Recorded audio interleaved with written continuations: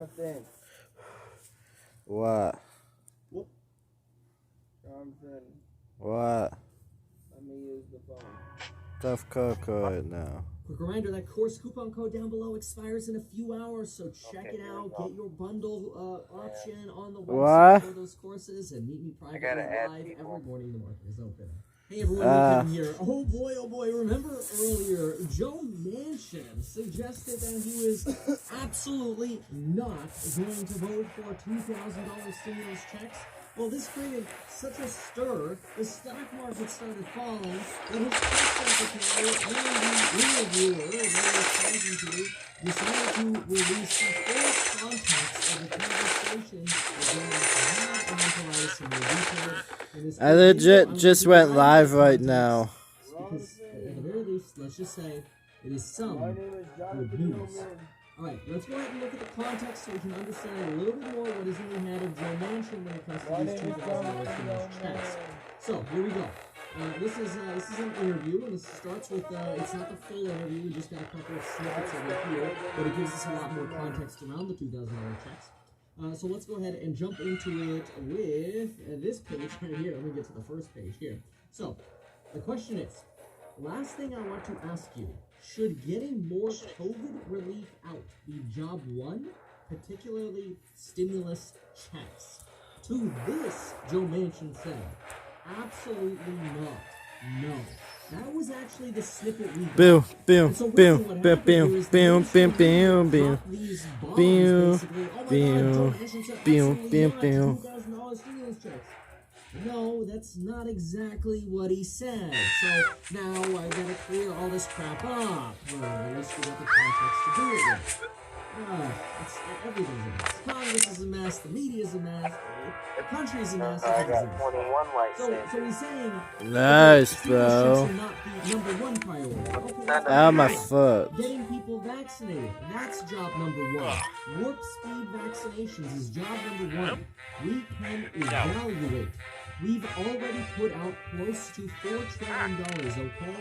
And we can see, but just getting another check to a person who's still working and still has a paycheck coming in, are we getting checks to the right people that aren't working and out to businesses that can't open up because we told them to stay shut for another 2 or 3 months? Are we getting help to people that really need it? I got them 14 followers, bro. None of them be watching because the game froze. How is the money that we invest? Yeah, I think damn game just froze, bro. I had to skip that. Some bullshit, bro. So this is a whole lot more context here. This sounds very conversational, right? It's like, no, look, checks might be a priority, but look, COVID is the number one priority. I think we all agree. Get COVID done, my gosh. But yeah, stimulus checks is still not a priority. That's not the snippet we got from the mainstream. So now we got the context. Again, anyway, we'll continue on. But then the reporter questions, okay, well, Senator Schumer has said something along the lines of, you know, they campaign in Georgia on $2,000 checks. OCR is live right now. Done. Well, yeah. Well, you know, we have a difference of opinion, and that's the beauty of our whole caucus. We have a difference of opinion on that. Okay, so you say, make sure that I'm live on Twitch right now. As I hop in. The first thing Joe Manchin interrupts. This is very raw, right? Like, we don't actually have this interview. But what'd you think of the merch, bro? Misleading. Now we have a little bit more context. These are raw, like cliff notes. Well, it's not cliff notes. It's a raw transcript. So, warp speed and vaccinations is the first thing he interrupts with. You want to get the economy back? You want to get jobs back? Give people some confidence they're not going to die. Make sure they're going to be healthy and see their families and start back to some Oh, my hand's falling asleep, bro. That should be job number one. Absolutely, unequivocally, warp speed, job number one. I believe that Joe Biden will be able to do that for us. Okay, all right, this makes sense. So that's his priority. All right, let's get some more detail here. Now, I think you asked me, is my first priority the $2,000? I said no. my first priority is basically vaccination. That's the first thing we should do to get America healthy again, to get back to work, to earn the checks. If they're going to send out checks, there should be an economic advisory, or basically economists showing how we direct it and get it to people that need it the most. And this obviously here is an argument around why is it that, with the last calculus, people who Gonna join in a minute. Right. $300,000 if they had multiple children would be able to get stimulus. Gonna go live in a That's sec. something that is apparently very frustrating. Just taking a shit, I guess. It's frustrating to a lot of people. So, then we go on and get some more detail here. And he says, hey, look, if we can get this targeted correctly, let's do the $2,000 checks. If economists say let's do it, let's do it. But let's target it correctly. Okay. Then he goes on to say, I said, I'm not for sending a check to people who already have checks. I'm just for sending to people that don't have a check and can't get a check because their jobs are shut down and their business is closed. It's no guarantee it's going to create jobs. If we're trying to help people that lost their jobs, their businesses can't open up, they're closed down, they got more unemployment now, if they can direct money and they say, this will help stimulate the economy, hell yeah, I'm for it. You said that. Hell yeah, I'm for it. But basically right now, you better get them vaccinated, get the people vaccinated. So basically what you're saying is, you're open to doing checks in a relief package directly to the people who need it, not to people like you and me with six-figure salaries who are still getting paid. Exactly. Absolutely exactly. The people are telling me that. They're selling me that my Yo, I'm gonna president, switch that's back. what I told my own self. What? Why are you sending me I'm gonna checks? switch to my other account and call you, alright? I don't know where Alright, later. $2,000 came from. I swear Later. to God, I don't. That's another $400 billion. Give you an example. Ask Mitt Romney. He has a son who's extremely nice, extremely well. And he says, Joe, I got a son with 8 kids. 8 kids. By law, by the rules, my son will get $20,000. He doesn't need a penny.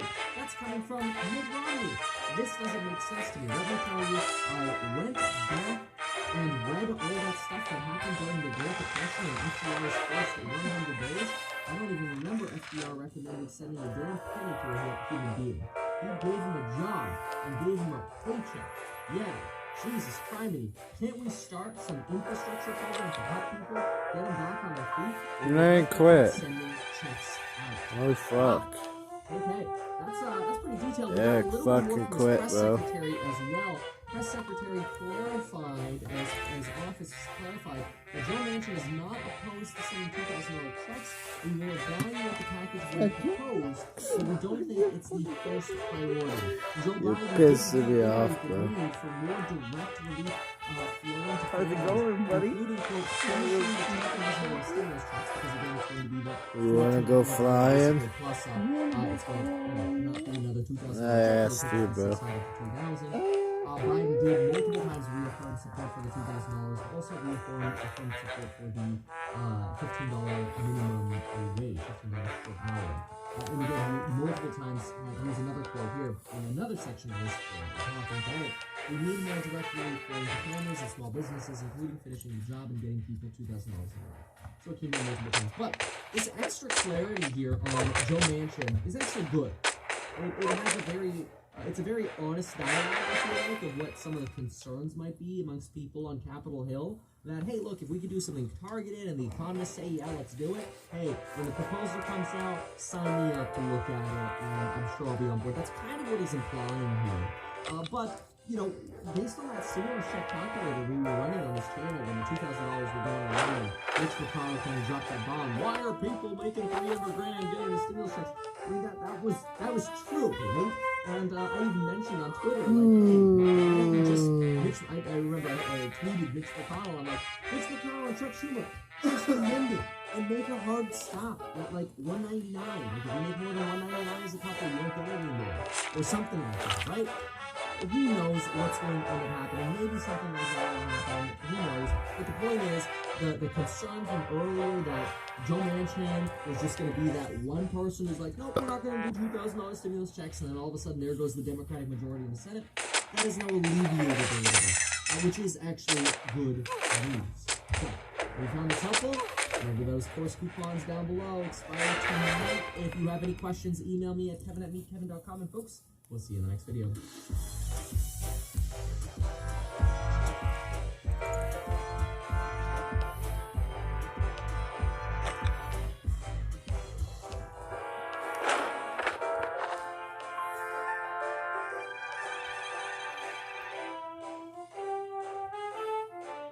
Vice President Mike Pence is dealing with the fallout from Wednesday's attack on the Capitol, but in the days since that assault, he has not spoken with President Trump.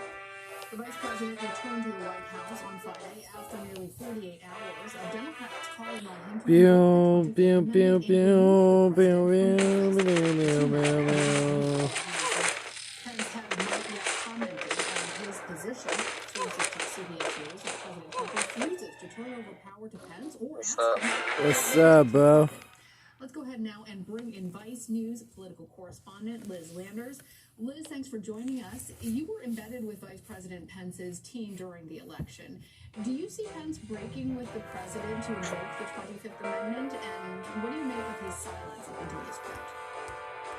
I don't see him breaking with the president at this point to invoke the 25th Amendment. I think, look, the vice president, according to people that I've been talking to for years now about him, his relationship with President Trump, is a loyal soldier. He's This game's actually pretty fun, bro. Yeah. It's not that bad. It's like Fallout Shelter. That's cool. Like, I'm legit whooping ass right now. I haven't lost a fight yet.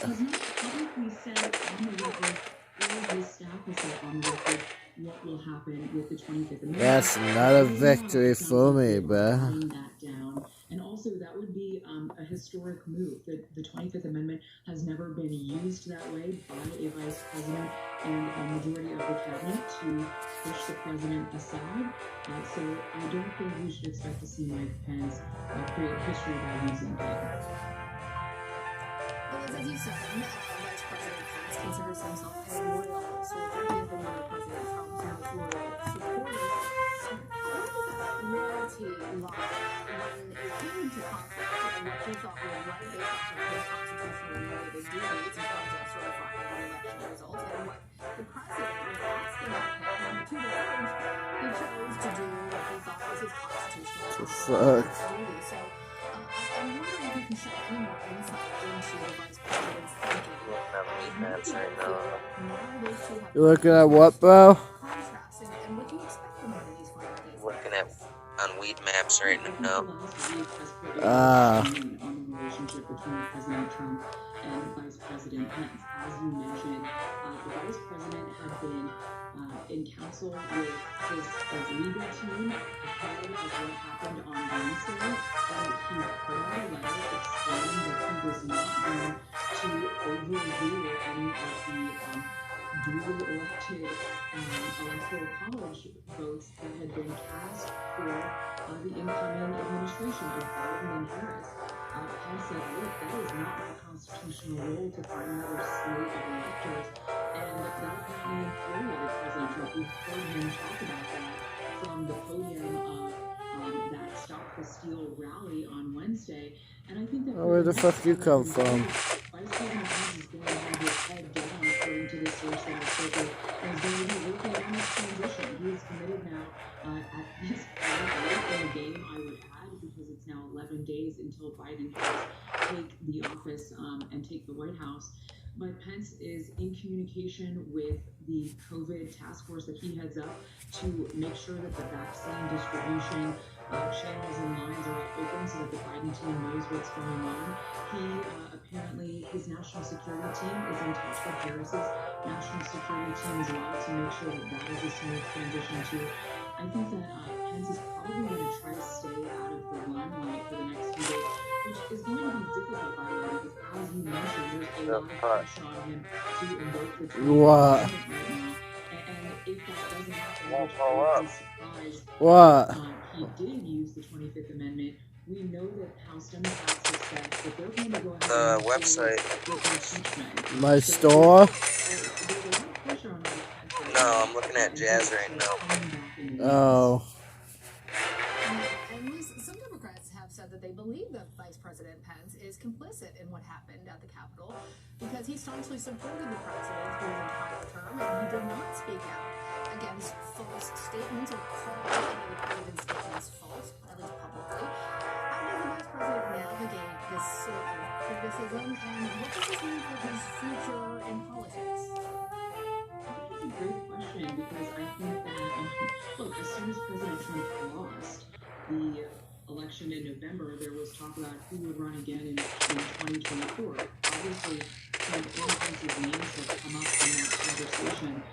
But I think that from what I'm hearing from the sources who are close to him, I think we should expect the Vice President to sort of lay low in the next few months as the Biden administration comes in. And then, you know, once there are policies that the Biden and Harris administration are putting out there, I think that you might start seeing the Vice President come out and speak about policy, but it sounds like he probably will not be super engaged in politics right now because, as we've seen, the Republican Party is experiencing a real splinter and a lot of infighting right now among Republicans, some who are calling for the president now to be removed from office. So obviously Mike Pence is not doing that himself, but he, I think, is trying to distance himself as much as possible as he can. Like, you're right, he was up there sort of cheering in the background, not as vocally as President Trump was, but not speaking out against these claims of fraudulent election. President-elect Joe Biden has extended an invitation to Vice President Pence to attend the inauguration. We know, of course, that the president has already said that he will not be in attendance. Do you know what the Vice President's plans are? And in this way, will he represent if he does attend that, will he represent the peaceful transition of power? Does he feel that obligation? I think he does, and I think that we should expect him to probably attend the inauguration. And I would not be surprised if he invited Kamala Harris, the incoming vice president, who will be moving into the Naval Observatory in just a few days' time, to come by the Naval Observatory before she takes office there. Pence is very traditional in those kinds of ways. He, according to some of the folks that are close to him, he, the vice president, was very happy that Vice President Biden at the time invited him over to the Naval Observatory and welcomed him and informed him to that home and to see sort of what the duty was like as vice president, which I've always found ironic because up until sort of recently, the vice president had not really acknowledged Biden as the incoming administration, but I do think that he will probably attend that inauguration for the incoming President Biden on January 20th, and probably will be the face of that peaceful transition of power since President Trump, unsurprisingly, has said he will not be there.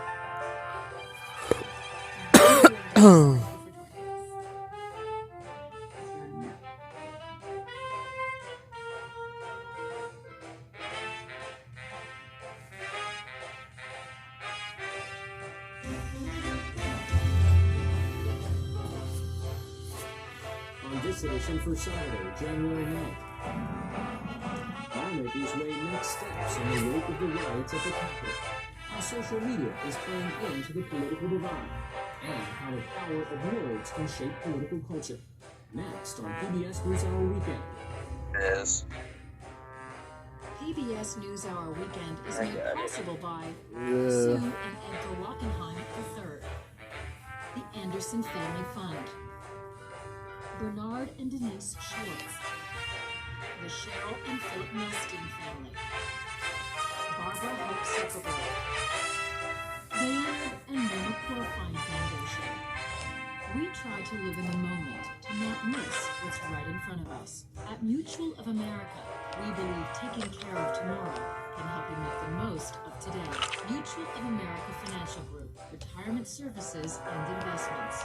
For 25 years, Consumer Cellular's goal has been to provide wireless service that helps people communicate and connect. We offer a variety of no-contract plans, and our U.S.-based customer service team can help find one that fits you. To learn more, visit consumercellular.tv. Additional support has been provided by the Corporation for Public Broadcasting, a private corporation funded by the American people, and by contributions to your PBS station from viewers like you. Thank you. Good evening and thanks for joining us. Calls for President Donald Trump to resign and plans to impeach him a second time continue today for inciting Wednesday's deadly rampage at the Capitol. The president remained at the White House with 11 days remaining until President-elect Joe Biden's inauguration. Mr. Trump is now banned from Twitter, his favorite social media platform. There were more arrests of members of the mob that broke into the Capitol. Among them, Eric Evans, a Republican West Virginia state lawmaker who live streamed Wow, himself Donald on Trump's YouTube. Twitter got deleted, bro. He was arrested yesterday and resigned today. Arizona resident Jacob Anthony Chansley, a supporter of the QAnon conspiracy Yeah, bro. theory, who wore face paint and horns at the Capitol, was arrested today. And Florida authorities announced today they arrested Adam Johnson, who allegedly removed House Speaker Nancy Pelosi's lectern and was photographed walking away with it. Yesterday, the Department of Justice charged 13 people with federal crimes, and so about 40 others have been charged on lesser charges. 5 people died in the attack. Flights were lowered to half staff at the Capitol today in honor of Capitol Police Officer Brian Sickles, who was killed in an hours-long rioting and attacks.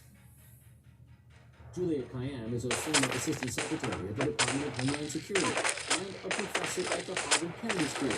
She joined me recently to talk about the events of this week and the potential consequences for national security.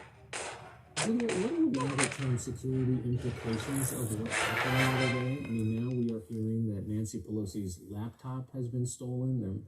Again, there might be lots of other things that are missing from different members' offices. So the long-term consequences are unknown at this stage, and that's why there has to be a thorough review of why were they so ill-prepared for the preparations? What happened in the building, and then what was taken for national security purposes, or was it just, someone wanted to take her laptop and threw it out, on the way to the airport? We don't know yet, and so the idea that somehow we can have an understanding of how bad this was is absurd at this stage. This was a security breach of one of the critical branch of government, no different than what they did at the White House or the Supreme Court. And it was not just physically threatening, it was threatening to our national security secrets and to basically continuity of government for some period of time. And when you think about how many times the FBI in the last couple of years, the Department of Homeland Security has said, look, white supremacy, for example, we're monitoring these cases, we're watching these groups, and this was almost out in the open. I mean, we had articles leading up to this where these groups were talking about exactly what they wanted to accomplish, and to think that all of that went by the wayside when you juxtapose that to how prepared Washington, D.C. was for the Black Lives Matter marches. It is so inexplicable, and I know people think they understand, maybe because the police don't like Black Lives Matter or progressive groups. That's why they were so, heavy-handed with them. It's inexplicable at this stage, and we don't know the answer. I will say this started 4 years ago. And when you actually think about what has been going on here, this is the culmination of the language and the organizing that the president has done from his corporate Twitter and the Oval Office, statements that he made, statements that his office made. This is the language of fighting, the language of disruption. He wants to leave. That's why he is president. He's going to shake things up. That language then became more ominous, I would say, since the election. And people, both in the government and people that are just looking at public sources like me, were very nervous about what could happen this week. It wasn't a surprise. This wasn't an unplanned event. This wasn't something that was an earthquake, right? This was a noticeable So the gap between what everyone knew and what Capitol Police's positioning is inexplicable. Thank y'all for watching. Understand. Was it a question of race? Was it a question of they thought that the group wouldn't be violent? Or was it Reading out to my homeboy Paulo. needs to be addressed? Go check him out, y'all. Again, everything Peace. could change in another couple of minutes, but at the moment, the president says he is not going to attend the inauguration, and